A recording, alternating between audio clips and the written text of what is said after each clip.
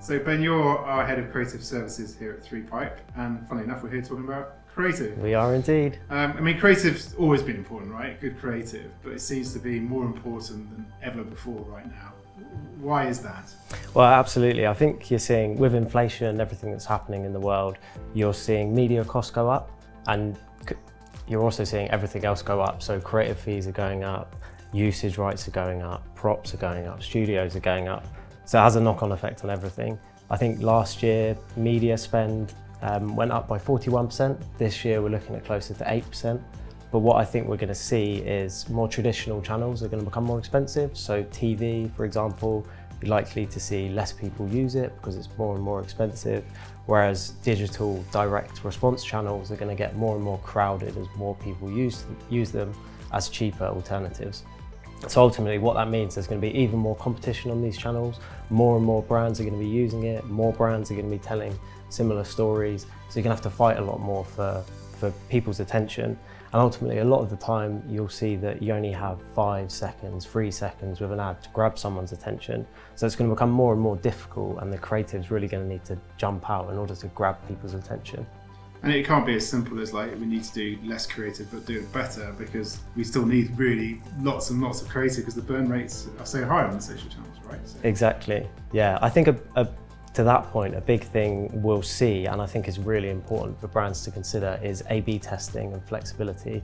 So not only does an ad need to be unique, not only does it need to be authentic to the brand, so authentic to your brand story, authentic to your brand values, but also it needs to resonate with the audience. So what is your audience looking for? What channels are they using? What sort of content are they interacting with? So it's becoming more and more important. And back to the point about A/B testing, I think with the rising costs, it's going to be more and more important that you get the most out of your ads. So you need to be tracking your performance, you need to be looking at what's working, what isn't working. So I think the big thing there is flexibility. I think brands need to think about ads as not just how we used to think of it as let's create a 30-second ad and let's just use it on everything. These days we're seeing more and more different formats. So we're seeing obviously TikTok, everyone's talking about TikTok at the moment, but you've got YouTube Shorts, you've got Instagram Reels, more and more short format, 5-second videos, that sort of thing. So creative really needs to flex for that. One size fits all just doesn't work anymore. It needs to be adapted for different channels.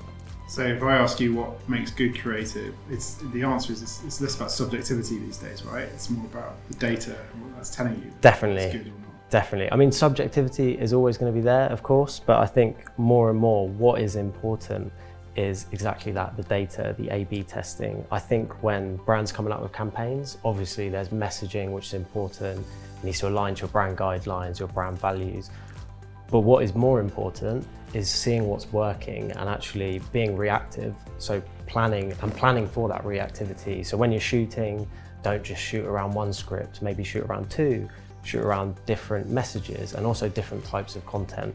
So I think more and more it's about evolution, what's working. So you don't just want to run with one campaign and hope for the best. You need to be looking at the data and seeing what's working and then ultimately adjusting the creative as you go. So changing the message. Not necessarily, you don't need to completely tear up your ad campaign and rethink your brand values. It's simply, are you using the right message on the right channel?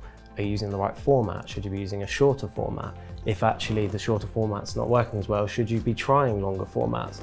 Ultimately, it depends if you're going for brand awareness or direct response, of course. But yeah, and you mentioned TikTok. We've got to talk about that quickly because that's a different type of content. It feels like it's much more an authentic sort of content platform. How do you go about creating authentic content? Well, it's a good point. And if you look at TikTok's mantra, TikTok's advice to brands and creatives is that you should make TikToks, don't make ads. Of course, that's easier said than done. If you have a limited media spend, and a limited creative spend, you're not necessarily going to have the budget to go out and work with influencers as well as create authentic content and have production budgets. So what I think is important there is making sure that you plan around it. So obviously if you have creators or influencers, that's great. But if you don't, when you're planning your production, you just have to think about what's working. So think about your creative and how it can be authentic for that channel. So again, back to my point earlier, not just a 30-second ad, how do we get authentic content within the shoot? So a good example, we're working on some production at the minute for a, I won't name names, but a company in the food industry, and we're doing some traditional ads, mainly focused around Meta platforms and YouTube, but 15-second, 30-second ads, a couple of 5-second ads.